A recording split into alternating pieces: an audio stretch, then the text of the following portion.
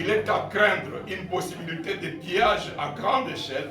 et de graves atrocités au regard des faits commis dans les agglomérations citées et des rumeurs selon lesquelles les responsables du M23 RDF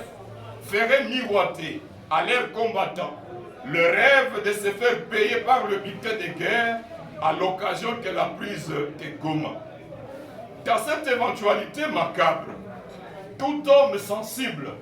devrait s'interroger autour des questions suivantes. Quel traitement réserverait-il aux journalistes, aux défenseurs des droits humains, aux représentants des confessions religieuses ayant appelé les fidèles à prier contre l'agression, aux activistes des mouvements citoyens et groupes de pression, aux expatriés, aux médecins, professeurs, avocats, commerçants et autres notabilités cibles? Quel sort réserverait-il aux résidences des expatriés, aux bureaux des ONG et agences des Nations Unies,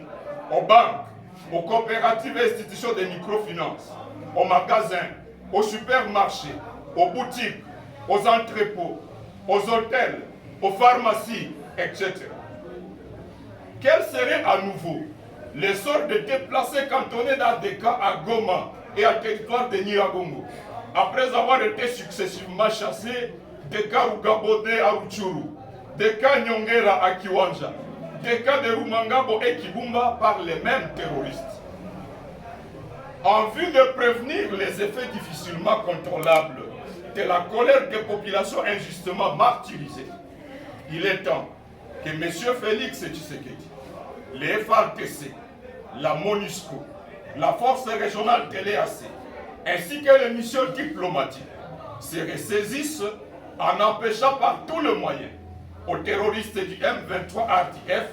d'accomplir leurs projets macabres contre la ville de Goma et ses amis. À cet effet, M. Félix Tshisekedi devrait clarifier sans délai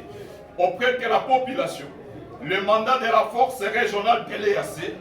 qu'il a faussement annoncé comme une mission offensive, alors que sur le terrain, elle s'aperçoit comme une police du M23 RDF. Au regard de l'abandon répétitif au main du M23 RDF, de plusieurs agglomérations de terroristes, au main des terroristes du M23, de plusieurs agglomérations de territoire de Rutshuru, Nyiragongo et Masisi par les FARDC, ainsi que la